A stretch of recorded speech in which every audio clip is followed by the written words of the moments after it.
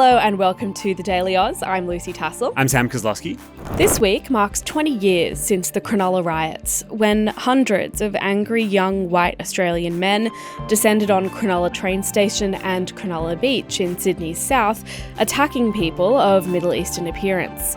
In today's episode, we'll explain the context surrounding these riots, including the role of radio broadcaster Alan Jones, what happened on the day itself, and talk about how Australia has changed since then.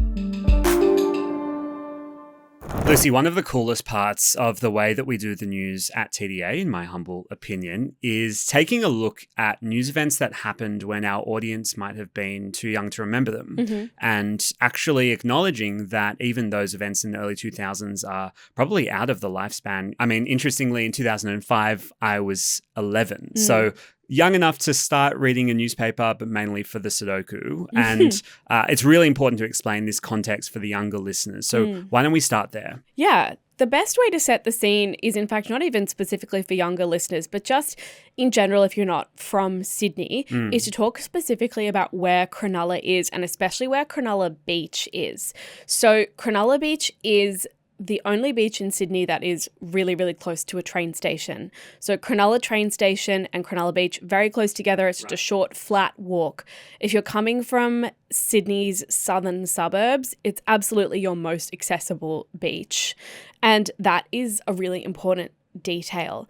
There are other, obviously, many iconic beaches in Sydney, but like if you're coming on public transport, you need to transfer unless you're going to Cronulla. Suburbs on the train line that lead directly to Cronulla include places like Kogarah, Hurstville and Rockdale, where in the early 2000s, I've done a bit of digging into census data. From 2001, a big proportion of residents in those suburbs spoke a language other than English at home and had been born in countries other than Australia.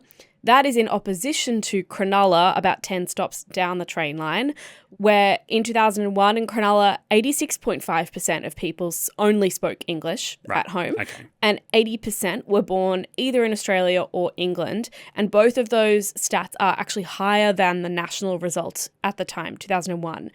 And so all of that is to say you've got these suburbs north of Cronulla, you've got Cronulla itself, which is very Anglo, very English speaking, and has this beach that's very accessible.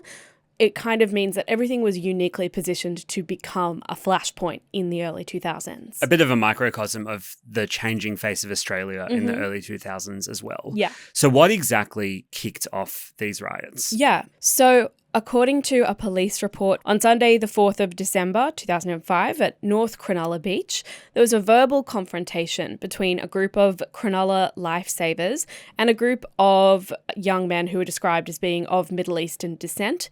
This confrontation escalated into a physical fight. And something I should note here also is that at the time, they weren't being paid, these lifesavers. Lifesavers. Volunteer lifesavers at North Cronulla. And so this is 1 week before the riots eventually took. Okay, cool. Yeah, so it's a summer Sunday, the 4th of December. One man was found guilty of assault and affray over the fight the following year. So then that's Sunday.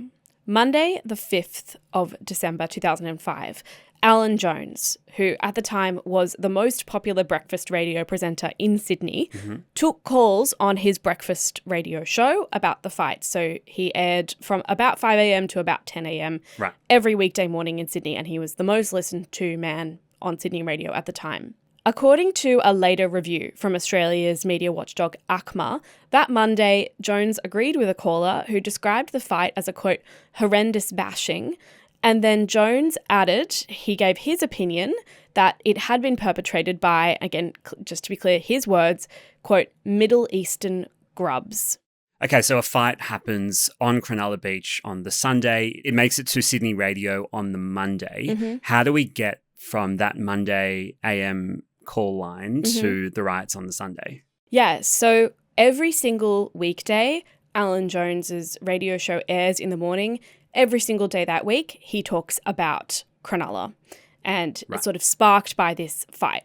On Tuesday, he spoke to a caller who said, this caller said they were from the Northern Beaches, and this caller said that area doesn't have the same problem as Cronulla, quote, because we don't have a rail line. Okay, interesting. And that goes back to that sort of geographic context that you gave before. Yeah, exactly. On Wednesday, Jones read a letter from a listener aloud, and the letter said, quote, "Invite all the biker gangs to be present at Cronulla railway station when these Lebanese thugs arrive. Australians old and new should not have to put up with this scum."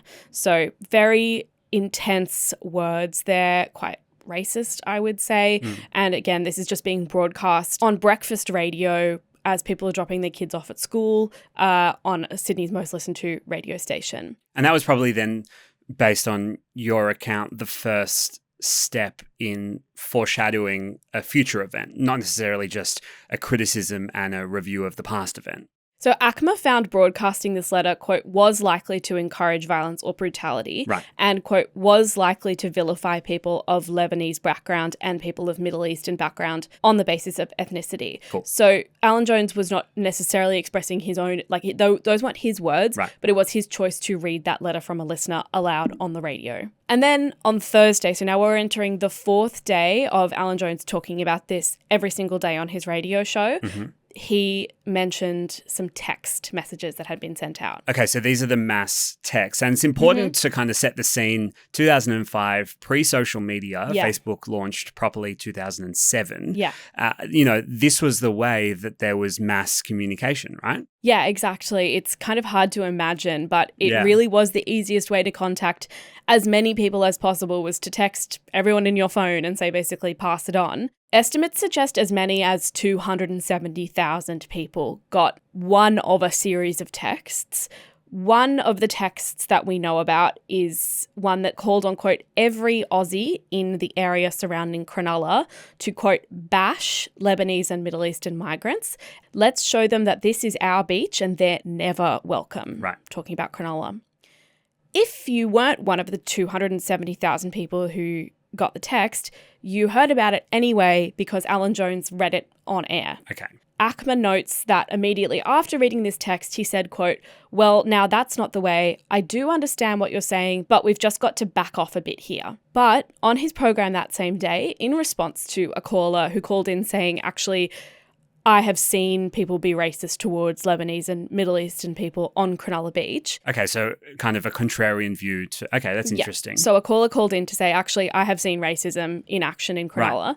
Alan Jones said, quote, "We don't have Anglo-Saxon kids out there raping women in Western Sydney." ACMA found this and other comments made by Jones that day were likely to vilify people on the basis of ethnicity. So comments made by him, calls that were aired... ACMA can make these findings not necessarily about him specifically, but about the radio station. So saying like, it's at the radio station's discretion to broadcast these things. So if you broadcast a call, 2GB can get in trouble. And just quickly worth noting, I mean, ACMA is not the police, right? So they're a media regulation watchdog. They can hand out fines. They can kind of ban people from appearing in certain contexts, but their powers are not the same as law enforcement. Hello, Billy here from TDA. We have just looked at our YouTube analytics and 95% of you who are watching our videos aren't subscribing. If you want to help independent media like us grow, the best way you can do that is by pressing subscribe. Thank you so much, and back to the video. Yeah, exactly. This isn't a criminal finding. This is just ACMA saying this maybe shouldn't have been broadcast because it could have had these effects. Got it. And then just to round out the week, on Friday, a person called into Jones' show to suggest Muslim people, quote, wanted to take over Australia. Then we have Saturday, Alan Jones not on the air. The 11th, the Sunday, 1 week since the altercation on Cronulla Beach, is the day of the riots. And take me through that day. So we've just arrived a week after a fight on the beach that has been escalated via radio and text messages. We arrive on that day. What does that day look like? I think look like is the right way to talk about it, because when I think of the Cronulla riots, I think of the images. I think of the press photographers who were there from places like the Australian Associated Press. I think of photos of young, shirtless white men at the beach with Southern Cross tattoos, maybe temporary tattoos, or with anti-immigration slogans on signs, or even in some cases painted on their bodies. I also think of the images of crowds of white men running through the streets of Cronulla, clashing with police, physically attacking men of any other ethnicity. There were reports of a man who was chased by hundreds of men into the North Cronulla Hotel, where he had to kind of find refuge inside this RSL. Attacking 2 young men in a car who turned down the wrong street. These 2 men were sort of beset by these crowds. There were glass bottles were thrown at the car. A window was broken. A man jumped on the hood of the car. One big moment of the day, and the thing that really comes to my mind when I think of the Cronulla riots, is what happened at the train station. So according to contemporary accounts, crowds initially gathered sort of peacefully to do a sort of show of support for the lifeguard. That's what people who were there tend to say. But then there were sort of calls made in the crowd that like a train full of Lebanese people was arriving in the middle of the day.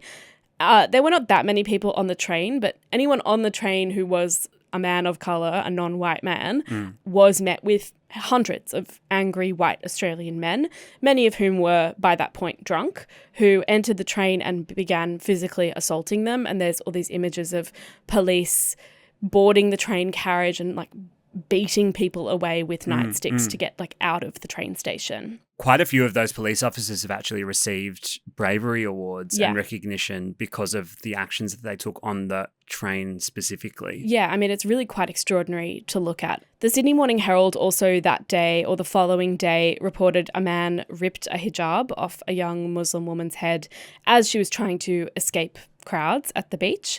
And there are also many, many contemporary videos of racist slogans being chanted by crowds. I do want to touch on, you just mentioned the Sydney Morning Herald, you mentioned Australian Associated Press before. Yeah. I think it was an example of the importance of good journalism as well, because we relied so heavily, especially in the kind of pre-social media era, on the quality news reporting that happened probably the next day or later that day online. And some of these images are still used in education and school curriculum around what multicultural Australia looks like. And it's a real example for me of journalism at its best. Yeah, because we didn't have camera phones really. Right, so exactly. Those photographers and camera people and journalists being there are the reason we know exactly what happened and in what order. So now it's 20 years since.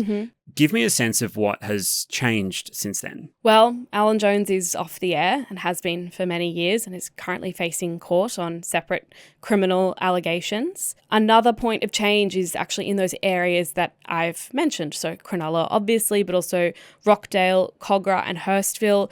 I had a look at some census data comparing 2001 to 2021. What was really interesting to me was in Cronulla today, there's actually a higher percentage of people who were born in Australia or England, while Australia-wide, those rates have actually dropped. Oh, interesting. And meanwhile, in Kogarah and Hurstville and Rockdale, there's a significantly higher percentage of people who were born overseas, who now live there, or who are speaking a language other than English at home than they were 20 years ago. So these areas have become even more what they were. Even more entrenched in those sorts of stereotypes that existed in 2005. Yeah. And what can you tell me then about how that fits into Australia more broadly? Something that I found was interesting is, so there was a 2024 report from the independent Scanlon Foundation Research Institute. So they look at social cohesion, basically how harmonious is Australia's society. Right. For that 2024 report, researchers surveyed about 6,000 Australians. They found that half of those people believe Australia is accepting too many migrants. That statistic has increased from pre-COVID levels. And they found that 1 in 3 Australians that they surveyed have, quote, a somewhat or very negative attitude towards Muslims. 1 in 3. Despite that, though, the Institute found that 71% of these Australians said they believed, quote, accepting immigrants from many different cultures makes Australia stronger. And 85% said multiculturalism had been good for Australia. Right. So sort of saying like, overall, we think, yes, this was good, but maybe right now we don't. But then there's also, I would say, looking outside of data, I know I've talked a lot about data, but the thing that reminded me most of the Cronulla riots, even though they weren't really violent per se, were the March for Australia demonstrations earlier this year. Right, only a couple of months ago. So while they didn't, as far as I'm aware, descend into chasing down Australians of colour in the street, I think we can point to that as kind of the closest event to the Cronulla riots, not being violent in the same way, but just in terms of a demonstration of mostly white Australians gathering to say we don't want migration to this country, or we want a lot less of it than we currently have. And we've been hearing from Australia's security authorities for quite a few years now that some of that kind of far-right extremism, the nationalism, that real kind of the exhibition of behaviour that we saw in Cronulla in 2005 is the biggest security threat to Australia going forward. That's the view from Mike Burgess, the ASIO chief. So it's interesting that 20 years, almost to the day of the Cronulla riots, and whilst quite a lot of Australia has changed and especially the demographics of Australia have shifted a lot as well. Some of those core views seem to have remained. Yeah, and there were contemporary reports I was reading in the Herald from 2005 that there were people of known white supremacist neo-Nazi groups on the ground in Cronulla that day in 2005. And as we know, they have only sort of come out more into the open since then. A really important part of Australia's modern history. Lucy, thank you so much for taking us through that. Thanks, Sam. And thank you for joining us on the Daily Aus for that episode, a big week of news. And we've got one more pod for you later this afternoon with the evening headlines. Until then, have a great day.